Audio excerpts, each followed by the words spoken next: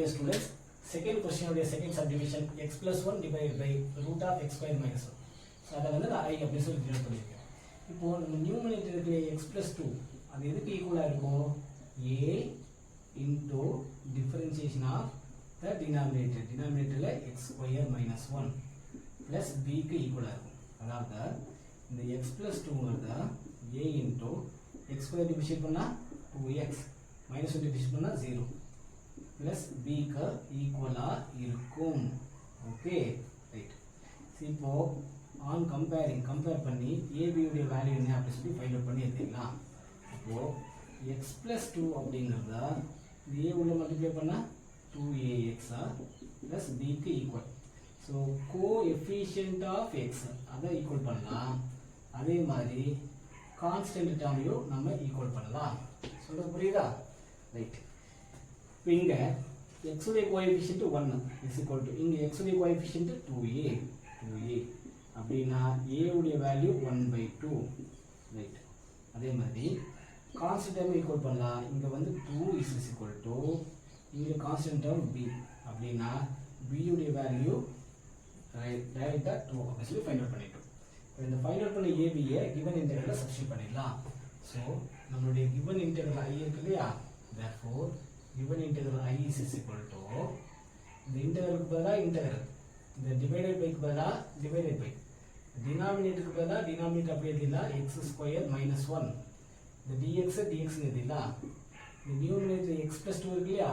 அந்த x plus 2க்கு பதிலாக இந்த வேல்யூ சப்ஸ்டிட் பண்ண போகிறேன். a உடைய value 1/2 times of 2x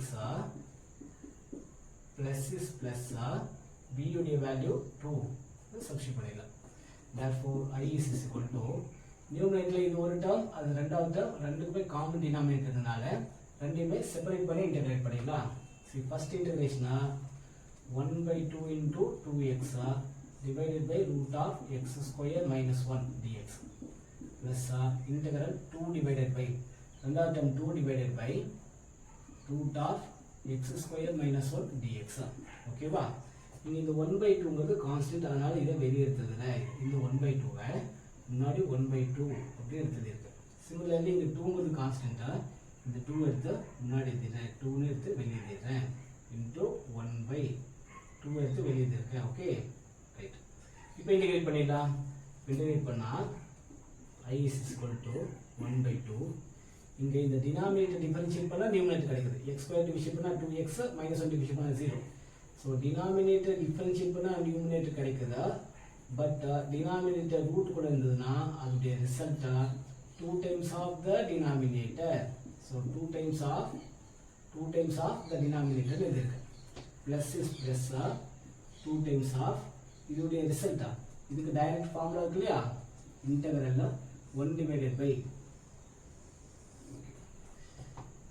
இன்டெகிரல்ல 1 divided by root of variable square minus constant square dx இருந்ததுன்னா அதோடைய ரிசல்ட்டை log mod x plus root of the given question plus c அப்படின்னு எழுதலாம்.